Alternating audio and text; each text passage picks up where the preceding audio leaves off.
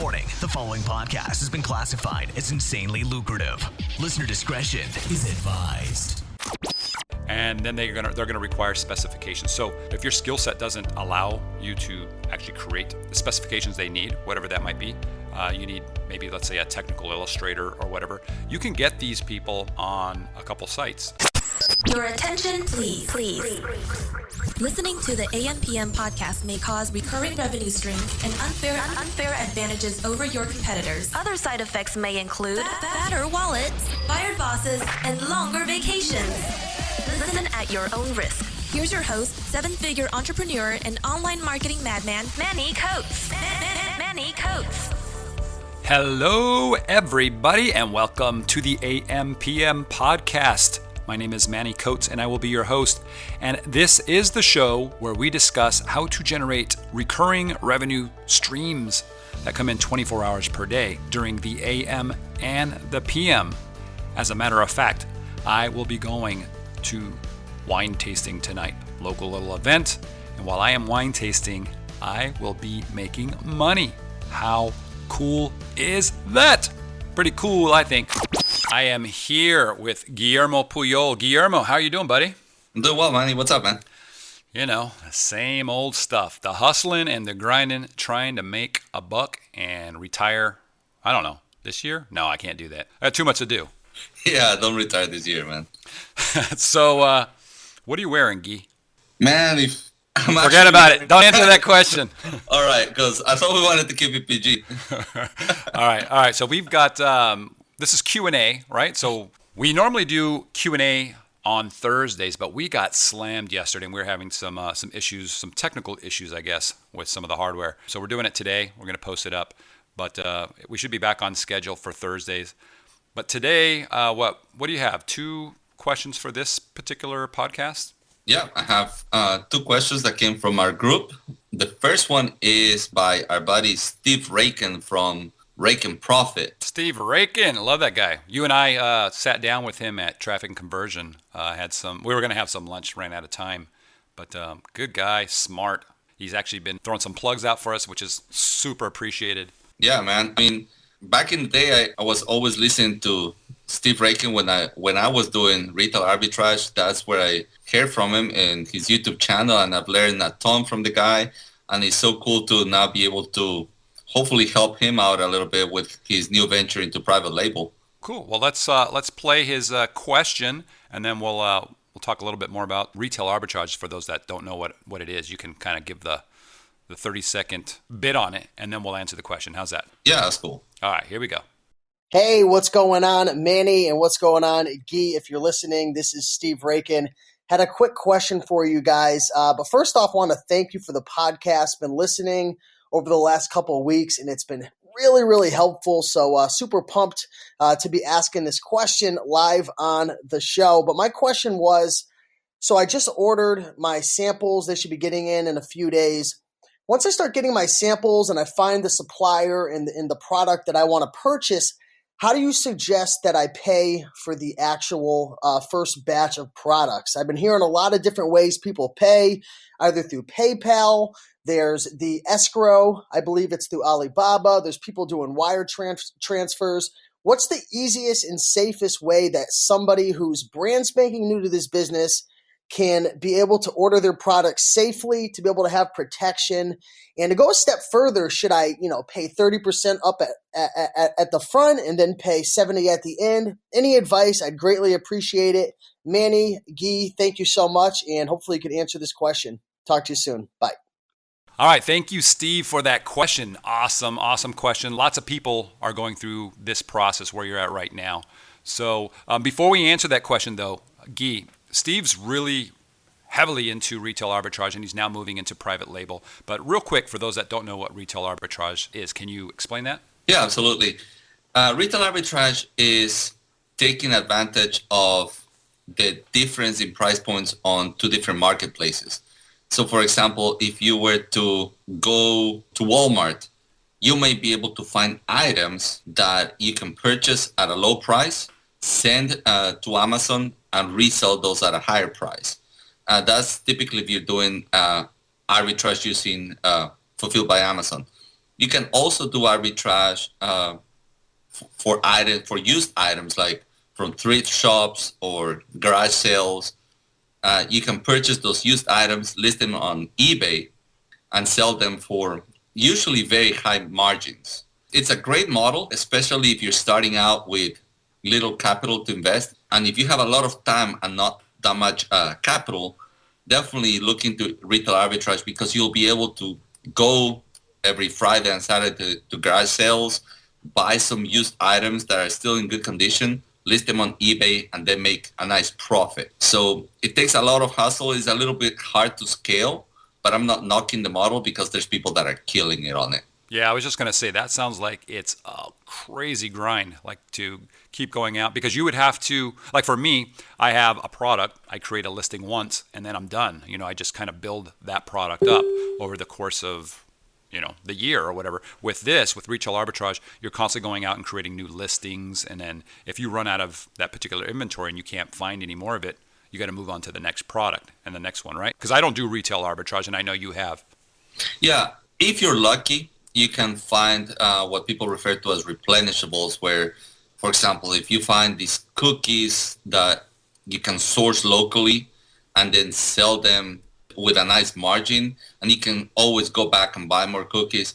I mean, that's arbitrage in every sense of the word, and it's a little bit more manageable. But the problem is that you don't control the supply.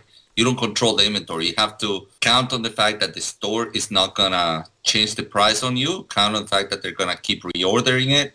And also, you have to count on the fact that whenever you source an item and you send it to Amazon, nobody has dropped. Like, people can jump onto the listing because it's a product that can be sold by multiple people. It's not your own private label product.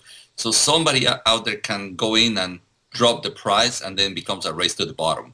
So there's a lot of variables. Again, not knocking the model, but it is definitely a hustle. Yeah. So that's a really good point, though. If you have your own private label product, you're controlling that buy box essentially, unless you have a hijacker or something like that coming on. But when you're doing retail arbitrage and you're selling let's say it's a Lego set or something like that, you can have 10 people that have that same Lego set that they picked up locally at their stores, and you're all competing on price for that buy box.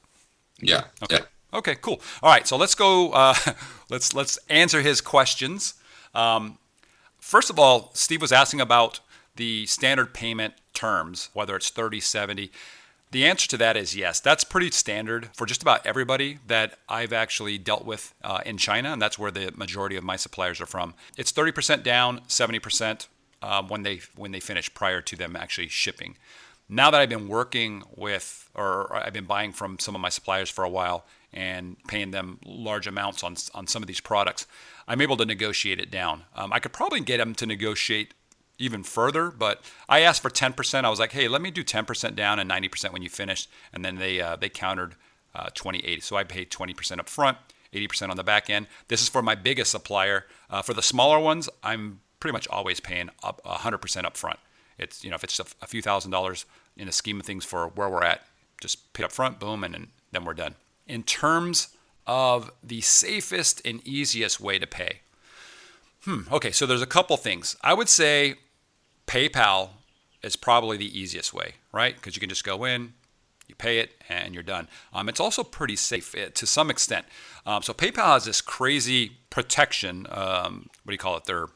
I guess it's part of their terms of service. They offer 180 days to file a dispute, right? 6 months, guys. That's crazy. So if there's an issue within 6 months, you could actually go to them, file a dispute. They'll open up a case, and then they'll go through and actually try to figure out what's going on. And almost always you're going to win. It's hard for somebody who sells something to actually win. At least that's what I've seen. It's difficult. Now, the supplier's probably not going to like this, right?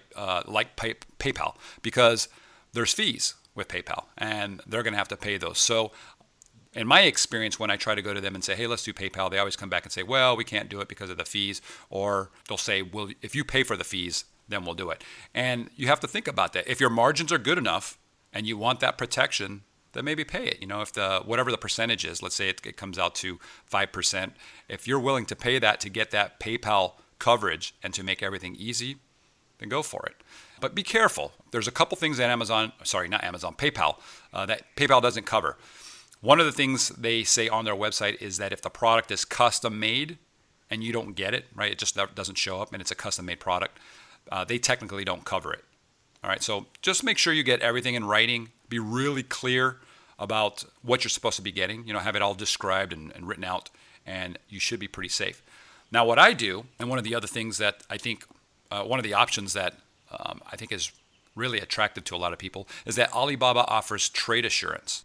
Okay, and we've talked about this before in various podcasts. But what trade assurance is it's an insurance that Alibaba is giving you to ensure that their supplier, and it's usually a gold supplier that's been with them for a couple of years, 2 years, 3 years, 4 years, somebody that they know is safe. They are basically guaranteeing that what you're ordering, the money that you're wiring in to them, the TT service they call it, right, is going to be protected. So I use this every time when I'm dealing with my supplier, and in these cases, I just pay. Typically, I'll pay the full. When I'm starting out with somebody, I just pay the full amount up front because this money is essentially going into an escrow account with Alibaba, and Alibaba makes sure that the conditions that you set out with them, okay, and I usually do post conditions, so I have an inspection, make sure everything's good, but all of those conditions are met, and then at that point, the money's released to them. So, and that's another thing. A lot of people don't know this. Alibaba has a list of third-party inspectors that's listed on their site.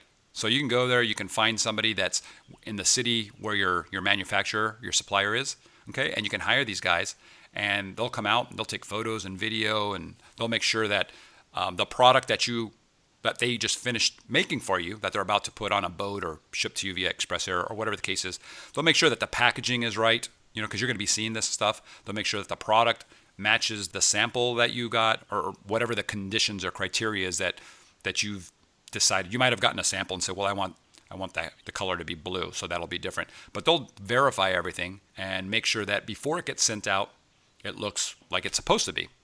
So those are the two things I would say. PayPal's one, Alibaba and using trade assurance is the second thing, and then standard 30-70% is pretty normal.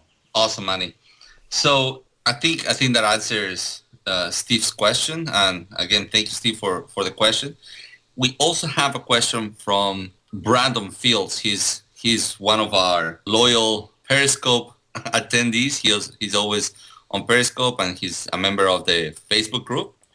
And he says, you kind of touched on this in your last Periscope, but I'd like to hear about your process to get an item customized. I like the whole idea of private labeling something, but what really intrigues me is taking existing products and providing added value by customizing.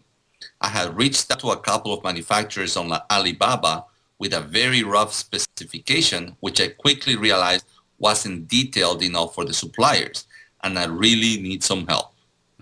Okay, all right, that's a great question too. So I guess if you're dealing with a supplier that is large enough and does enough volume and has the technical know-how to customize things. And I mentioned that because there's a lot of suppliers out there that just can't do it. Believe me, we've tried. You go to them and you say, I want you to do this, this, and this, and it's just a mess. And what you end up getting in the end is just terrible. And a lot of the companies that you deal with on Alibaba are trade companies. So a lot of times they won't even do that kind of stuff. So you find the right company, and then they're gonna require specifications. So if your skill set doesn't allow you to actually create the specifications they need, whatever that might be, you need maybe, let's say, a technical illustrator or whatever, you can get these people on a couple sites. There's a lot of sites out there, but the cheapest one would be Fiverr.com. Everybody has heard of Fiverr, I think, by now, Fiverr.com. Everything's typically $5, and then it goes up from there if you start adding on little things. But you can find a technical illustrator, and if I'm not mistaken, I believe Brandon Fields has actually gone to Fiverr now. We talked on Periscope, and he did find somebody on there. So his question was answered, and or at least he has a solution now. And he said the guy was awesome, right? He's chatting about his product, and everything's awesome. So that's Fiverr.